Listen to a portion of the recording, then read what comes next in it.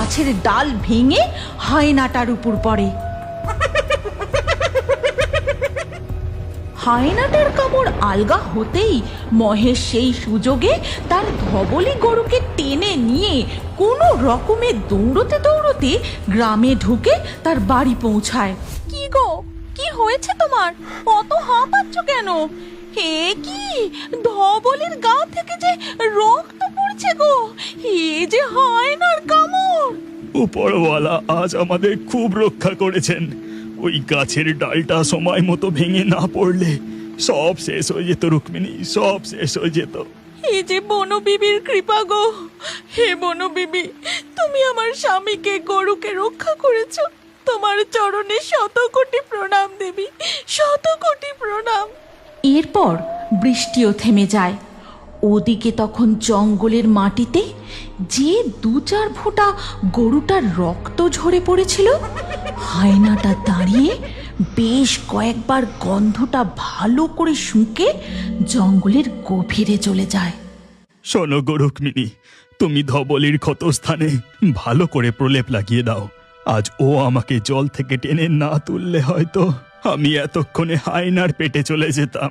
চুপ করো তুমি, চুপ করো, এমন কথা মুখেও এনো না। চিন্তা করিস না ননি, তোর মায়ের কিচ্ছু হয়নি। আমি আছি তো, তোর মা আবার তাড়াতাড়ি সুস্থ হয়ে উঠবে।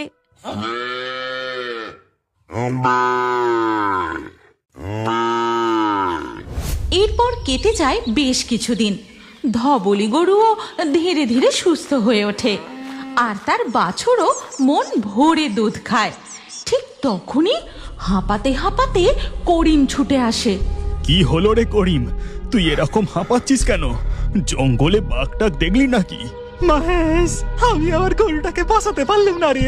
তাকে সে আমার সামনে ওই সাদা হায়নাটা টেনে নিয়ে গেল রে। হায় হায় হায় হায়। শান্ত হও করিম ভাই, শান্ত হও। এরপর থেকে ভাঙাদুনি গ্রামে সাদা হায়না ঢুকে একের পর এক গরু শিকার করতে থাকে। কখনো মাঠে ঘাস খেতে থাকা গরুদের টেনে নিয়ে যায়, কখনো বা রাতের অন্ধকারে গোয়াল থেকে। এক সন্ধ্যায় চায়ের দোকানে লালটু চা খেতে খেতে চাওয়ালা নকুর খুঁড়োকে বলে, জানো নকুর খুড়ো, গ্রামের গরুগুলোকে ওই একটা হায়নাই শিকার করছে। তার এক চোখ কানা, আর পিঠে নাকি একটা লম্বা কাটা দাগও আছে। এ তুই কি বলছিস রে? এই হায়নাটার কথা তো আমি আগে কখনো শুনিনি।